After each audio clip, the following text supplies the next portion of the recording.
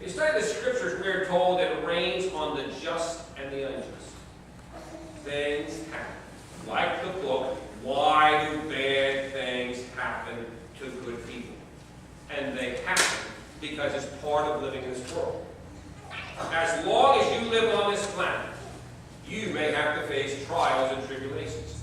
But all that day will come when we get on the other side. That won't happen anymore. And what a glorious day. Like the song says, what a day of rejoicing it'll be when we all see Jesus. We will sing and shout the victory. And you know, it's interesting. My grandmother used to say that God prepares you for heaven.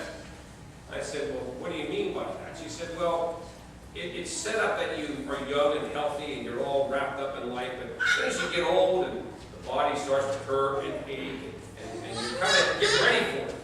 And finally, when you hear about a new and glorious body, you are shouting a hearty amen.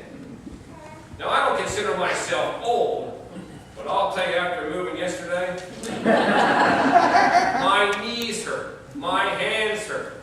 My wife said to me, you know, you should have taken Sunday off. Well, how can he take Sunday? I only work one day a week. So I'm told, but that's not true. Lots of things happen during the week. But you all know that. That's those other churches that say those bad things. You don't say things like that. So we see this innocent woman, the victim of suffering she did not cause. So she goes and tells the prophet her situation. She goes to a person in the know. Who do you go to? A man of God. Her husband had been one of the sons of the prophets. Her husband had been a good man. Unfortunately, he got into debt.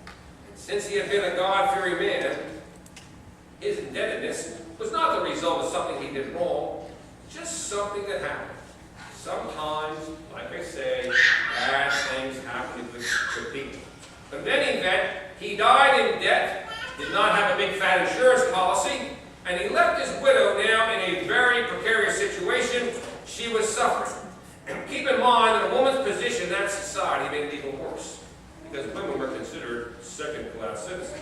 That was the culture of the time. And so this woman's situation, it was not her fault. She did nothing wrong. She was simply living in what I call an imperfect world.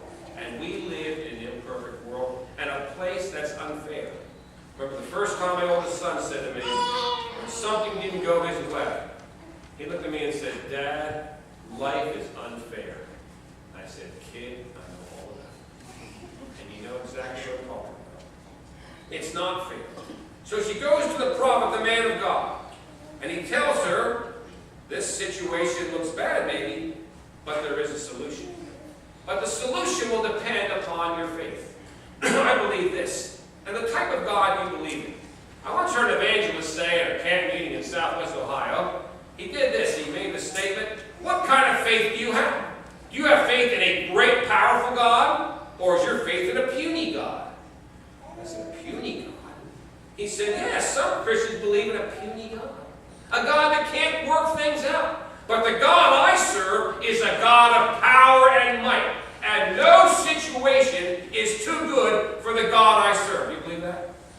Yes. Yes, thank you. I think we need to believe it. Because God can do all things. With God, all things are possible. And then point 2 says, despite the suffering she had an active faith in God. Is your faith something that only shines forth when good times are there? What about during the bad times? Somebody asked me one time, how difficult is it to preach a sermon? Well, actually, telling other people how to live their life spiritually is not that difficult. It really isn't. Although I'm always nervous when I walk the pulpit. In fact, I'm more nervous the longer I do this. Does that make sense? But it does. Because I sense the urgency and the importance of it. And my prayer is always this every morning when I come to church. Lord, not my voice, not my words, not my thoughts, but be God's message. So people ask me, seminary students, where do you start? You start on your knees. That's where you start. And pray the Lord will give you that message. Because God knows exactly what we need to hear. I had a person say one time, did you preach that sermon directly at me? I said, well, I can truthfully say no. When you sit in the back row, my eyesight's so bad I couldn't tell you were there. So I